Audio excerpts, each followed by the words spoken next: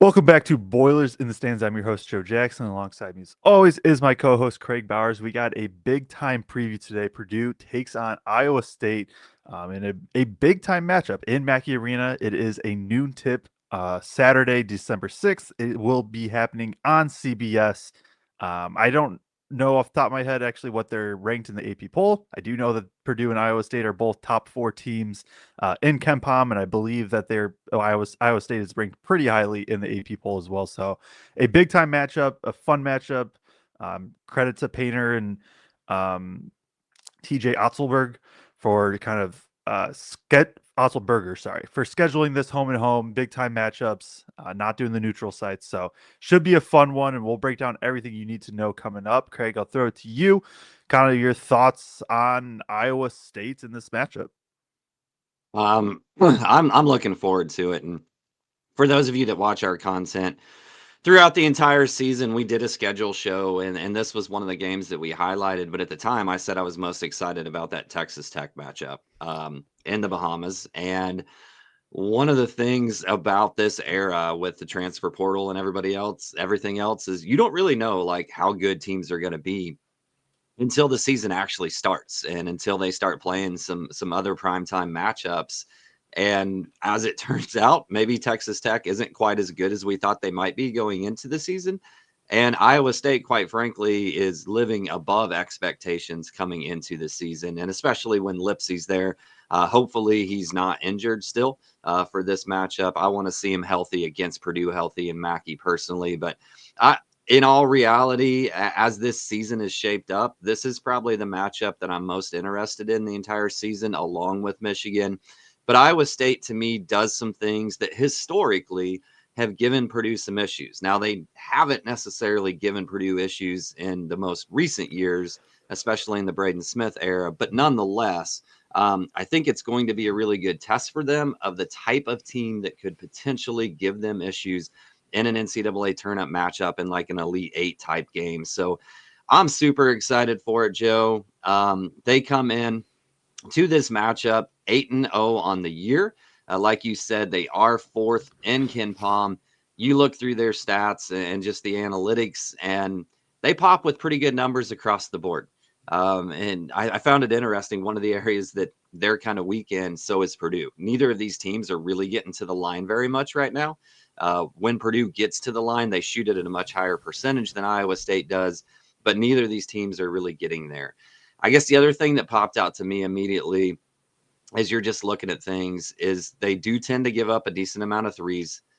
They've not necessarily held teams to an extremely low percentage when they are shooting those threes, especially when you look at some of the teams that they've played. Um, their strength of record is not real high. They've only played one team in KenPom top 50, and that's a game they end up winning by one. So I don't know outside of that. I mean, Creighton is okay this year. Maybe they're okay. They're not very good. And they get Syracuse, who appears to be a much improved Syracuse squad. But the only time they've really had a true test so far is this St. John's team. I don't know if you dug into the data on that game specifically, but their metrics don't speak near as loudly in that game specifically compared to what the balance of their entire schedule does. Yeah, and that was one of the games I watched on them, and basically we'll get into like keys and all that later, but like spoiler for that, if Iowa State isn't turning you over, like they're not like great at simply not letting the ball go in. They do it by forcing turnovers on 27% of possessions, and they've done it pretty consistently. Where they've had 5 games where they turn it over. Teams have turned it over between 25 and like 30% of possessions, and then 2 games where they turned it over more. One of them being like a bye game. The only game where they haven't been able to do it is the St. John's game. Now they were still able to get the win, in part because of how they were able to shoot the ball and had a good rebounding game. But like that feels like the formula for at least scoring against them is not turning it over. And uh, they're a good team though. Like they are very balanced. We're like you said, we're hoping Lipsy plays, but without spoiling too much of the individuals, like Joshua Jefferson is a dude. Milan Matsilovic has been going off. Like some of their metrics are boosted a little bit after their last game. They did go 22 of 30 from three against Alcorn States yesterday, which is 73.3% from three. That's we can kind of assume that's not going to happen again. I would think so. If they do, hot take, Purdue probably loses the game if Iowa State shoots 22 of 30 from three. But it's going to be a really fun game. Like both teams are they're very good teams. Some definite star power. And just very excited to see it. And to your point, they rank number one in the entire country on Ken Palm in terms of turnover percentage. Their defense forces. I think they rank third in steal percentage. But that's how they generate their offense. And very similar to you watching that St. John's game, it was like, okay, like they kind of struggle to score at times if they can't turn people over and get fast break points. Um, St. John's also like their bigs kind of went at them because the numbers say on the entire year that Iowa State's really good at defending the paint and defending the rim, but not in that game. Like St. John had some bigs that are some dudes. Purdue's got some bigs that are some dudes, and like St. John's got quite a few of their points and shot a high percentage in the paint and at the rim. Yeah, they definitely had success, or at least some success. And Iowa State's gonna double the post. Their defense is built to try to take away the paint, but there are different things I think Purdue can do to try to just attack a bit, get TKR in some different spots, and right, their defense is built more on I think on high pressure and being in the correct help positions. Um, Out of their front court, it's not specifically like elite one-on-one defenders. Yeah, and since you kind of brought up their defense and what they did in that game, I guess let's go there first, just in terms of what we expect to see defensively from Iowa State. High on ball pressure team. They will pick up full court sometimes, right? Yep. And they're gonna pressure. They're gonna try to create turnovers. But in that half court, they did double the post quite a bit, basically all the time against St. John's. They also switched a 1-3-1 zone in that game for a little while. Is that something you see from them often, or is that just like, hey, in that specific game, we needed to toss this out there for a minute and try to disrupt them? I think that's the only game that they've showed it. I'm not going to act like I've watched every single Iowa State game, Right. but I believe that's the only game where they've showed that little zone. They will press more. It sometimes can be very aggressive. Generally, it's a little bit more like Purdue, where it's just kind of, hey, we're going to force you to have to like bring the ball up and all that, which Purdue is not opposed to do anyway. So um, that's what they do with those two things. Defensively, right, their scheme is generally like a high hedge, wanting to pressure it. It wasn't quite as aggressive against St. John as I remember it in the past, but they can get anywhere between blitzing and kind of a flat hedge. Are going to rotate to have somebody underneath the rim pretty much at all times. That's why they give up a few more threes, I think, than some other teams. Um, Generally want to force baseline with the rim helper there. Like that's kind of been their theme, especially in the post. They're gonna force TKR baseline and have a double team there. Um, Not a great defensive rebounding team, surprisingly. They're fine. They're kind of like Yeah. they're like a worse Purdue in rebounding, where it's like they're good offensive rebounding and they're like good enough defensively. So that's something that Purdue can attack on the perimeter. Like they got dudes that can get into you. We'll get into some of the players, but like Taman Lipsey is great. Killian Toure is a really good defender. They can switch pretty much everything 1 through 4 if they want to, and depending on the lineups, they can switch 1 through 5. So just like apply pressure, get in passing lanes, and then the weak side is where they provide the help. Yeah, and kind of to that point a little bit, just in terms of their ability to get in and really pressure the ball.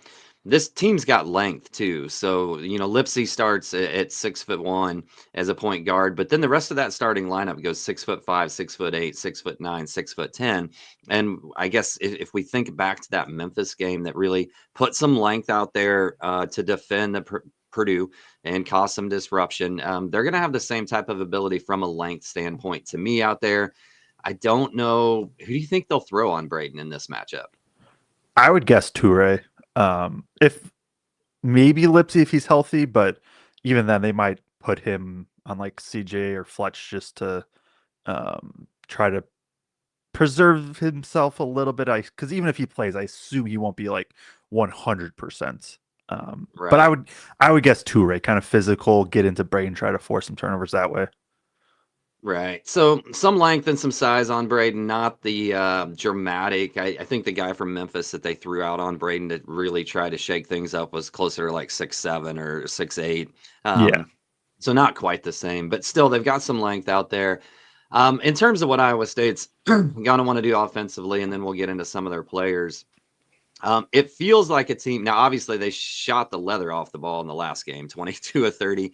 And even before that game, their 3-point percentage because I actually had these numbers before that game last night anyway. They came in, shooting right around 38% from three. So a team that's certainly capable of it, but it feels like they still would rather get into the paint and get to the rim with the majority of this team other than Momcilovic, which I think is the one guy Purdue on the scout is just like, you don't leave him. Yeah. Because my word, that guy's shot is pretty, and he is very, very confident in putting that up. I think he takes like close to 8.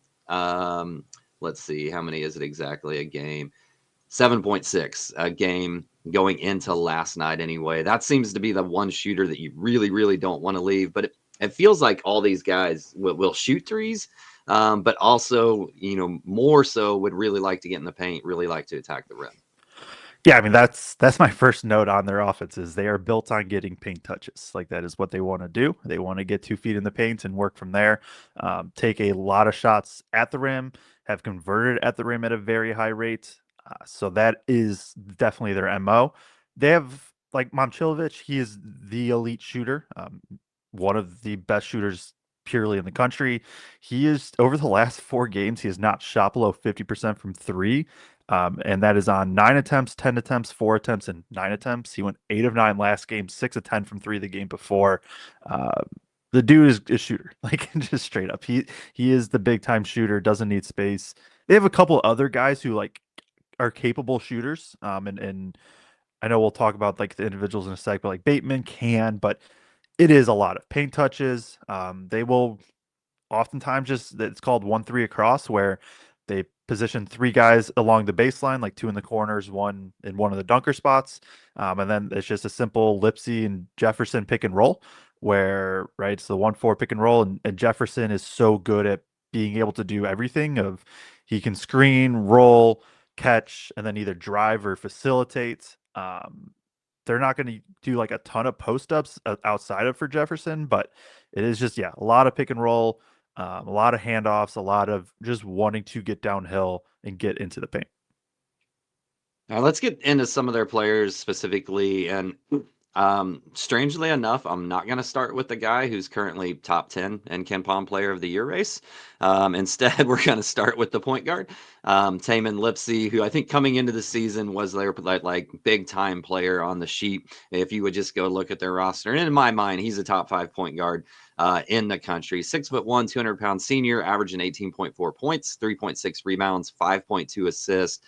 He's missed the last 2 games, but before that, was shooting 60% from two, 33% from three. Again, seems like a guy that wants to get into the paint more, shoots more twos than threes, but a pretty good finisher. He's a bullet. And like I put that in my notes. And then about 3 minutes later, the announcer on TV on a play was like, he's a bullet. And I'm like, whoa, all right. So, yeah. But when he gets ahead of steam, he is a bullet. Straight line, really, really quick. He does, in my mind, a lot of his shots, like he'll create a little bit of contact and then they're kind of awkward and off balance a little bit sometimes, but he's also just really good at finishing those or drawing contact and getting to the line. Yeah, he's just an awesome point guard, and again, he has not played the last few games. By all reports, he is currently day to day. So whatever that means, basically, there's going to be some chance he plays. We have to talk about him like he is going to play for now, at least for this preview purpose. But just a dude that always makes the right play, does not turn the ball over at all. Good facilitator, physical defender. Like he's somebody that they can throw on Braden if they want, and they're going to be absolutely comfortable with it. um, I have a similar note of just like he can just kind of hang in the air for a bit on his drives, and he's not going to like dunk, but like he can contort his body, kind of adapt to whatever the defense is is doing, absorb some contact and then finish around it. And it's been really, really impressive to see. He's been a very good finisher at the rim this season. Can make a jumper, like, and will shoot them for sure, but isn't like the strongest part of his game. Definitely more of a driver, crafty finisher, facilitator, and then just elite defender, who's going to run the offense and run the defense when he's on the floor. Yeah. I did bring up the guy who is in the top 10 Ken Palm National Player of the Year race based on the way Ken Palm values it, and that is Josh Jefferson, a power forward, 6'9", 240 pounds senior. I believe he transferred from St. Mary's originally, right? 17.6 points. You can correct me if I'm wrong. No, he 7.9 did. rebounds, 5 assists per game. So a guy that can facilitate at his size. Low percentage 3-point shooter on low volume. I think coming in, he was around 29%. But who knows after last night? I don't know if he was one of the guys that went off. I didn't double check that. He went 2 for 2, so he's up to he's 6 for 16 from three on the year. Fair enough. So when I was watching that game, I was like, wait, is he right-handed or is he left-handed? Because it seemed like he dribbled the ball more with his right, but he shot the ball more with his left, which is a little awkward to me just watching it. But he is. I actually looked up. I was like, is Josh Jefferson left-handed or right-handed? Left-handed, gets a lot of shots at the rim, 45% from the rim, gets a lot of shots just in the paint in general. To me, he's one of the athletic type of fours that could give Purdue some issues, just in terms of his ability to take people face up and take people off the dribble, and get to the paint, get to the rim. He is somebody that if Purdue wants to win a national championship, they're going to have to figure out how to guard these types of guys. And I'm not saying that they can't. I'm just saying I don't think we've seen a guy like this against Purdue, at least at the 4 spot. I know JT Toppin, but he plays more of the 5 this year for Texas Tech. Like, this is somebody that can do everything offensively. He can be a point forward that initiates sets. He can be a screener. He can post up. He can spot up, and even if he isn't going to shoot the 3, he can drive. And like you said, he does actually prefer driving right and is a better finisher going right than left, even though he is left-handed. Good athleticism, solid defender overall, who can kind of do a little bit of, get his hands active, help protect the rim a little bit. He's somebody that, right, Purdue these are the type of players Purdue has to figure out. And like, I don't know exactly how Purdue's going to try to guard him. I think there's a couple different options that they can go with. I wouldn't be shocked to see them try to just force him baseline with a ton of help for everything. I also wouldn't be shocked if TKR is like daring him to just be a 3-point shooter. And if Jefferson makes a couple right away, then you adjust from there. But he's just, very gifted overall. Has been having an incredible year. I do think you prefer him to actually handle the ball than be like a secondary creator. I think when he's a roller, when he's attacking closeouts, like that's when he's at his best. And he can still be very good as like a primary creator, but he's like, I hadn't watched much Iowa State before prepping, but he was just really fun to watch to me. Yeah, and that's something I'd put in my notes too. That just felt like a game, kind of similar to the Alabama game to me, where it feels like with how much they want to get into the paint, where Purdue's going to ice them, try to get him to go baseline, and then provide help in those pick and roll situations up high and whatnot. But let's switch to Milan Momcilovic. Guy that really popped off the page to me, 6'8", 225-pound junior, 16.9 points per game, 3.1 rebounds, shooting 49% from 3, but on high volume. Okay. Again, I didn't adjust these numbers after last night's game, but on high volume, 7+ 3-point attempts a game. But he's also shooting 60% from 2 and 90% from the free throw line. I originally my notes were like shooter. And then I watched that game and he had a really nice move to like a 15-foot pull up. And then another play, he went ahead and did get all the way to the rim. And I was like, okay, so he's got a little bit more in his bag than I thought he did in terms of just being a pure shooter. But he likes to live out on that 3-point line primarily. But I was impressed with him, with his size at the 3 spot and his ability just as a shot maker. Yeah, this is part of why I love this matchup for Purdue in terms of just like getting like this is a very good test for March of we talked about Jefferson is kind of a tough, very tough matchup for presumably TKR. Like Momcilovic is probably who Lawyer gets. Maybe if Lipsy doesn't start, then maybe Braden's on him.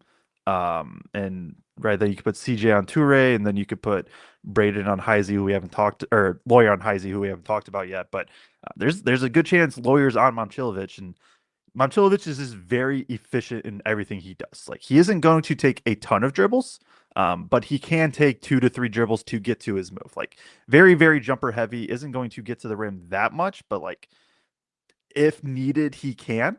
But just an elite shooter. Like just it can't be overstated how good of a shooter he's been this season. Has been awesome for Iowa State and what they kind of need him from him. I'm looking it up, shooting 62% on open catch and shoot threes and 52% on contested catch and shoot threes, and also 50% on pull up threes. He can just do everything. Like from a shooting standpoint, I do think a good way to try to like go at him is honestly to try to attack him defensively. I think he's the one weak spot defensively on this team, or at least on the starting roster. And trying to get him switched on to Braden and going at him that way might honestly just be the best way to try to slow him down. But he's the one guy that Purdue really can't help off of. I know they're a very help oriented defense, but it'll be interesting to monitor just how much they're willing to actually help off him or not. Yeah, I put in bold words, don't leave. Yeah. Uh, to me. All right, so Killian Toure, 6'5", 220 pound, 212 pound senior at the shooting guard spot, comes in averaging 11.7 points. Is shooting 38% from three, 68% from two. Um, this guy to me feels like a guy that's super shifty. Wrote down in there that he's got counters upon counters. When he tries to attack off the dribble, not near as high volume as a scorer as the other three that we've talked about so far, but just seems shifty and crafty and has a decent mid-range game. He's really good athleticism and bounce. Like he can get downhill in a hurry and elevate very quickly. He's I think can be a combo type guard where he can handle the ball a bit, and if Lipsy's out, he'll definitely have those responsibilities. But very good off ball as well. Good finisher at the rim. Like he's very physical for his size, and I think very strong, very athletic. It just allows him to be this very good driver. Also, I do think he's a really good defender. Like I said, I would expect him to probably get the Braden matchup unless they feel comfortable enough throwing Lipsy. But he's just, yeah, kind of a bulldog. I don't think you worry too much about the three. Like, again, I think you prefer him taking those. And if he starts making a couple, you figure it out from there. But he's somebody that Purdue's going to have to try to be able to stay in front of and also cannot let him get too many steals. Yeah. And to that point, even though he's 38% from three, it's unlike two a game, essentially. Not a high volume shooter from out there. Switching to their five-man, Blake Buchanan, 6'10", 235-pound junior, 8.9 points, 5.7 rebounds. Has not attempted a three, I don't think, this year, or if he has, hasn't hit one. 67% from two, only 50% from the free throw line. I'm going to be real honest with you, Joe, on both the starting center and backup. I was just kind of like, like, okay, serviceable. I don't know. Am I missing something? Like, is there a high upside to this guy defensively that I'm not reading or what? I think he's a good rim protector. Like he's not the most athletic, he's not the strongest, so he is somebody that I think Clough can maybe move around a bit. But he's been a good rim protector. Like given he is very clearly the fifth option on this starting five, he doesn't have to do a whole lot. Basically, his job is to get offensive rebounds, which he has been elite at. Like Purdue has to be willing to box him out and hit him and get him moved. One of the better offensive rebounders in the country right now. It's protect the rim and then just finish shots at the rim off of rolls. Like that's where the majority of his looks come from. Like you said, poor free throw shooter. Um, just yeah, like that. Very much a role player of do those things that you need from the center. Doesn't need to touch the ball much. Doesn't need to have a super high usage. Just can kind of do his role for 20 to 25 minutes and get out of there. Yeah, I'm gonna highlight one other guy and then kind of let you talk about whoever you want on the bench beyond that, because one thing I it seemed like is this team isn't super deep. There's only one other guy on this roster that averages more than 15 minutes a game, coming off the bench. So, but you mentioned him, Nate Heisey, 6'5", 212-pound senior, averages 4.9 points, 3.7 rebounds, 2 assists. So does a little bit of everything, but not high volume on any of that. Takes quite a few threes, but as of going into last night, was only 19% from three. Does have a really, really quick release when he's shooting that, though. Yeah, he did go 3 of 3 last game, so he's up to 6 of 19 from three on the year, which still isn't like a great percentage, but you look kind of back at what he's done, and it's never been like the craziest high volume, but he played 4 years or 3 years at Northern Iowa, 28.8% from three his freshman season, but then it was 35.5, 34.9, and 40.9 last season at Iowa State. So he's somebody that isn't shooting the ball great this season, but um, maybe can get going after going 3 of 3 last game. Just kind of a glue guy, like just doesn't maybe excel in one specific category, isn't like a gigantic offensive threat, but like can get to the rim a little bit, especially off ball with cuts. Can maybe knock down a jumper, can be a stockier defender. Just like nothing stands out of like, oh, he's elite at this, but also being I mean, this is his 6th year of college. Like, it makes sense that he gets trusted just for being a guy that knows where to be, what the rotation's got to be, and just different things like that. And then highlight whichever other bench players you want to hit on quickly here. Yeah, well, there's a few, three that it seems like they'll play in the rotation at least to some capacity consistently. Jamarian Bateman, 6'3" shooting guard, 195-pound freshman, not super high usage. Solid defender, maybe just a little bit slow moving his feet, but more of a guy that wants to be physical, even though he's probably a touch undersized. He's the other guy that is like a good shooter. He's taken 9 twos on the year, and he's taken 34 threes. Shooting 16 of 41 from three on the year. Again, that is helped by going 7 of 10 last game, from three against Alcorn State, who is a very bad team. So percentages definitely get boosted a bit that way. But somebody that can knock down threes and outside of Momcilovic is probably their next best shooter, I would say overall. Number 11, Dominic Nelson. He's 6'5", 190-pound wing, senior, more of a defensive guy, pretty wiry, pretty quick hands. Isn't gonna provide like a ton outside of that. Not a shooter at all. More gets downhill. Hasn't been like a great finisher, but is physical and will draw a lot of fouls. And then number 21, Dominicus Plata, 6'11", 240-pound center. He is a freshman. Just kind of like who he reminded me of was like early Carson Cooper, from Michigan State. For anybody that is familiar with him, like kind of lanky, isn't like the strongest, but has very strong legs and doesn't move like the best defensively, but moves well enough that he's serviceable on that end, and especially in kind of the backup spot. Is somebody that isn't going to shoot from three, but good finisher around the rim, mainly just benefiting off of others. Can be sped up, turns the ball over a lot, but very good offensive rebounder, very good rim protector. Um, Kind of like Buchanan, just right. The difference is Buchanan's a senior, Plata's a freshman, and it kind of shows with how they play. So those are the other three I think are worth calling out. Yeah, I do think I put a note into like Buchanan got in foul trouble in that St. John's game, and he's averaging like 3.6 fouls per game this year coming into Saturday. I did put a note that like if we can put him on the bench, I feel like our bigs can abuse Plata. I just don't see him holding up against Clough and TK. So to me, that's like go at Buchanan early, try to get him on the bench, and then I think things really open up down in the paint a little bit more. Even though they're going to scheme a little bit and double to try to make it harder, but with two bigs down there, I feel like potentially be able to take advantage of that. So let's talk about that a little bit. If you're Purdue, offensively, where's the weaknesses in this defense, or what does Purdue need to do offensively to be successful against Iowa State?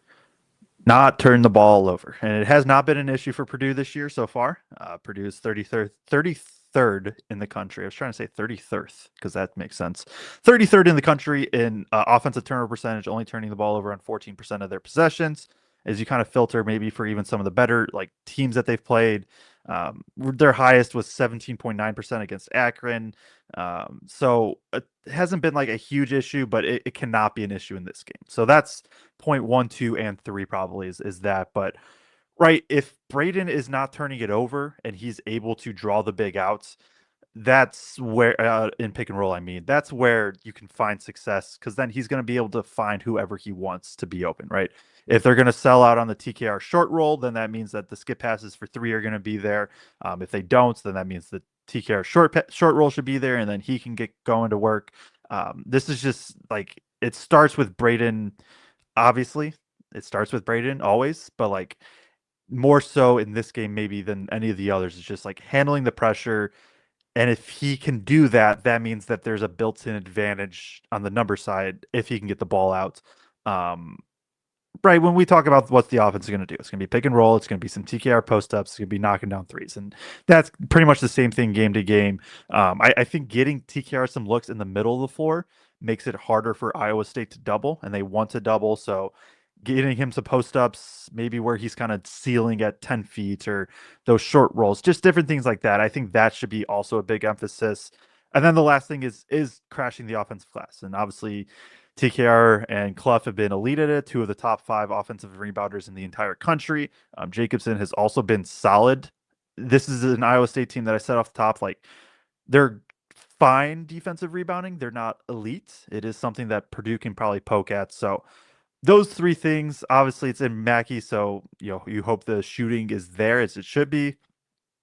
Just got to be able to handle the pressure, though. Handle pressure, handle turnovers, and that goes for everybody beyond Braden as well. TKR has to be smart with his passing because he's going to get doubled. Fletch, CJ, Jakari, Meyer, like they can't be sped up, right? They have to be under control and still play their game. So those are kind. I know it's the same thing every game, but it is really this game. Just like handle it, pick and roll, get your guys going.